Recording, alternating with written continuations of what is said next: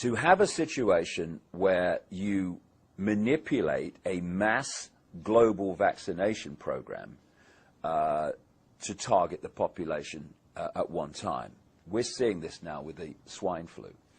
I was told in 1997 by a CIA scientist who asked to meet me to get lots of information out that he couldn't, that in 1997 in the secret projects and the underground bases, they had microchips that were so small they could be inserted into people through a hypodermic needle in vaccination programs, and that was the plan.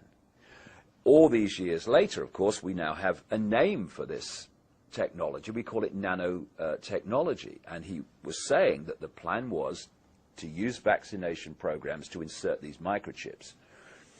Then you look at other examples of this. For instance, in 1969, there was a doctor called Dr. Richard Day, who was head at the time of Planned Parenthood, which of course is a eugenics organization, which used to have eugenics in its name.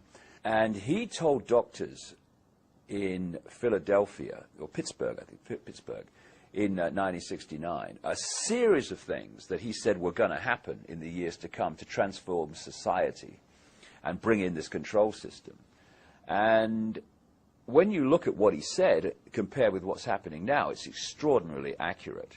And some of the areas he covered were that they were going to create new viruses in laboratories that were resistant to drugs, that they were going to use that to cull the population, that they were going to use vaccinations to cull the population, and also that they were going to change the way that healthcare treated old people so that more and more old people died and didn't go long into life, because from their extraordinarily sick perspective, old people are useless to them.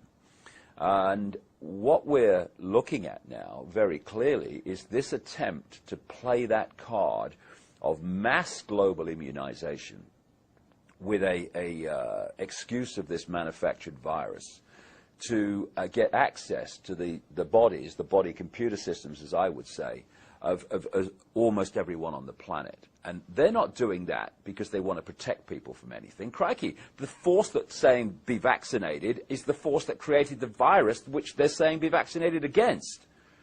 They're doing this to get access to the global population for very, very malevolent reasons. And what people need to realize is that these families do not come from the same perspective of life and respect that we do. They see humans like cattle, nothing more than cattle, and most humans see cattle. They therefore have no empathy with the consequences for the human population of their actions. So if people say, they'd never do that, mate, no, no, you'd never do that. They do it all the time. There are two classic techniques of mass mind manipulation and emotional manipulation. One of them I call problem, reaction, solution. The other one I call the totalitarian tiptoe.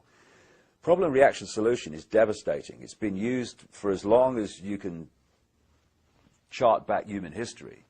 And it goes like this. You want to change society or get people to accept something that in the normal course of events they wouldn't accept.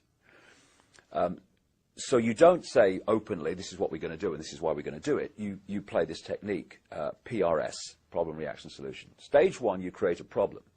It could be a manufactured virus in a laboratory. It could be an economic collapse. It could be a war. It could be a terrorist attack like 9/11.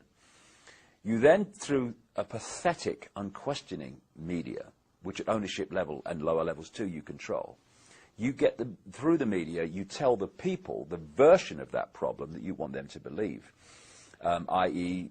swine flu broke out on a pig farm in Mexico. Yeah, flying pig farm. Thank you very much. That 9/11 was orchestrated by a guy with a beard in a cave in Afghanistan and all that stuff. You want a reaction at stage two from the public of outrage, of classically fear, and you want them to either say to the authorities, do something, or you want them to accept what the authorities suggest must be done. So you can go to stage 3, which is to offer the solutions to the problems you have covertly created. And with the swine flu, and whenever I say swine flu, I mean swine flu in quote marks, because it's not swine flu, it's a combination of flus created in a laboratory. The swine flu scam is classic problem reaction solution. You create the virus, you put it out there, you say, oh, there's a problem, we must have a solution, which is the vaccine. And of course, you then find that the patents for the vaccine were applied for before the virus was put out, and people started to get the consequences of it. It's quite obviously a blatant scam, and through the mainstream media that doesn't connect these dots, which are there to be connected to anyone with a brain cell on active duty, the vast majority of the public go along with it.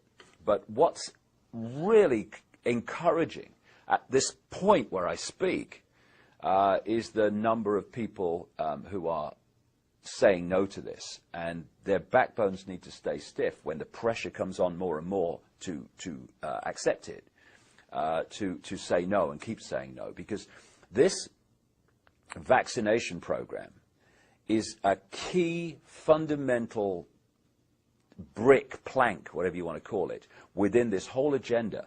And if we can throw a spanner in the works of this and have vast numbers of people refuse the vaccine, it actually throws a spanner in the works of so much more that is due to come along afterwards. People have asked me over the years, you know, what's planned? And I've said, read 2 books, George Orwell's 1984 and Aldous Huxley's Brave New World. The latter was published in 1932, Orwell's book was in 1948. Because these two had access to the agenda through something called the Fabian Society, they weren't writing from imagination. They had an understanding of where this was supposed to go.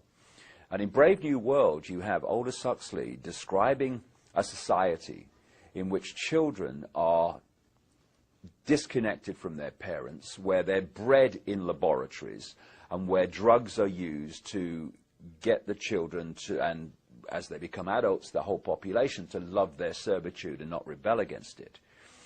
And we are now seeing quite blatantly the movement to remove children from their parents.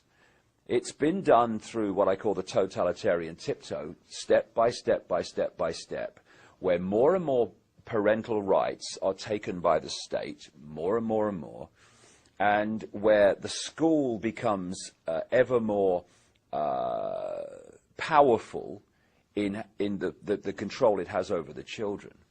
And now we're moving into areas that we have, staggeringly extreme as they may seem, they're no longer rare. This is commonplace. Where in Britain, and I know from the research I've done for the book I'm writing at the moment, it's happening in America and elsewhere, where the authorities are taking children away from their families for the most extraordinary reasons. I'll give you an example, and like I say, this is not rare.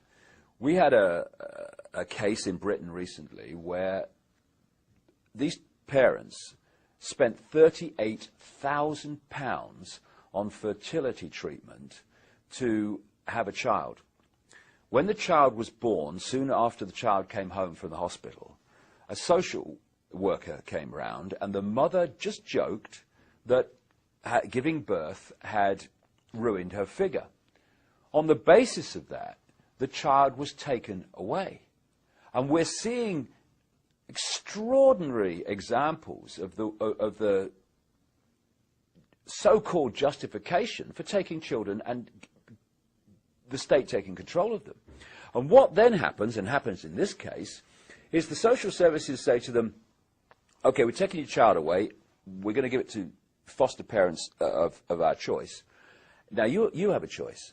You can either accept this, in which case you might see your children on, you know, access time here and there, or you can challenge this decision, in which case you'll never see your children again. And the decisions are then made in secret family courts, which are not allowed to be reported by the media, where a single judge is making the decisions. And, you know, if you describe this society to people a few years ago, you'd say, you've got to be talking about China, mate, ain't you? No, this is America, this is Britain, this is Europe, this is the so-called civilized world that it's happening in. And it's not the end of it, it's just the latest step in the tiptoe towards total state control of children. And that's what they want. And we either put a line in the sand now or regret it not too far in the future.